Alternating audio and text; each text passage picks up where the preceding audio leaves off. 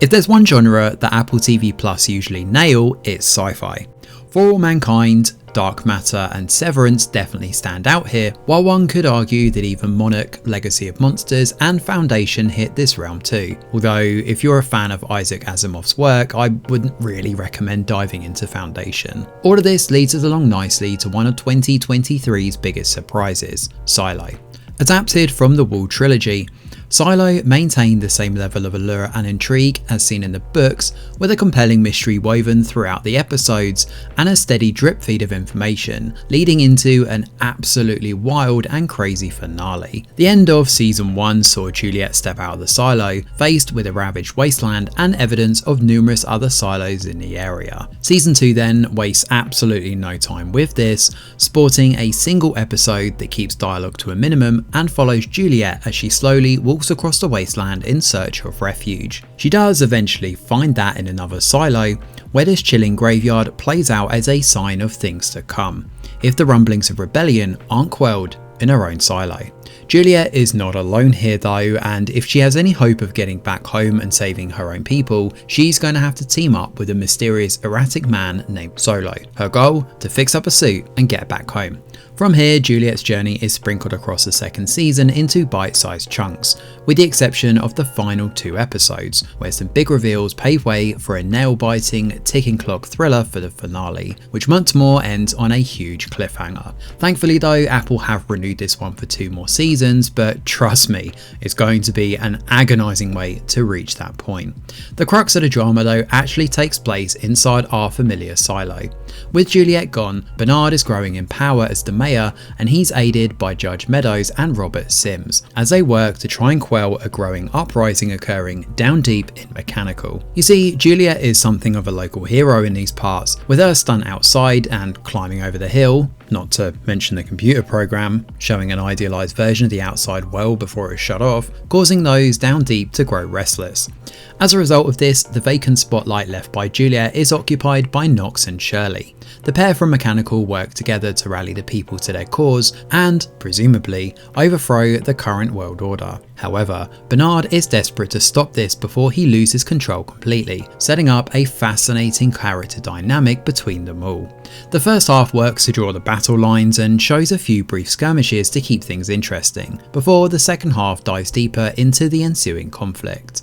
While Knox and Shirley are the main drivers of this, there are a number of other subplots that bubble up across the season to pad out the runtime. Pete Nichols, Juliet's estranged father, gets a lovely arc here that's nicely realised as he starts to understand what's happening around him, while Martha also gets more screen time too. There's a light romance between her and Carla that's used as ammunition to drive their motivations forward, but it's never given much room to breathe, so these scenes don't feel as impactful as they could have been. More effective, however, is how Camille Sims, Robert's wife, is used here.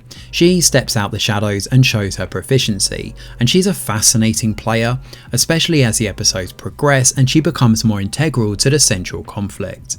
In fact, given the way this season ends, it feels like her family are geared up for a much more significant role moving into seasons 3 and 4.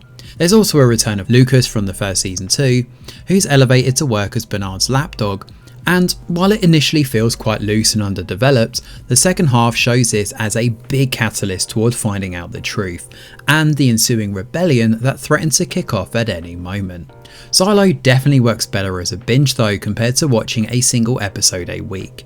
The pace here is deliberately slow and methodical, just like the first season, but most of what we get in season 2 is simply moving pieces across the board, rather than driving the narrative from one set piece to the next. Watching this over the span of 2 or 3 months makes this season feel significantly longer than it actually is, and slow is the key ingredient here that Apple seem to stir into almost all of its productions. In fact, I'd argue the biggest problem here, alongside the script and the pacing, stems from the editing itself.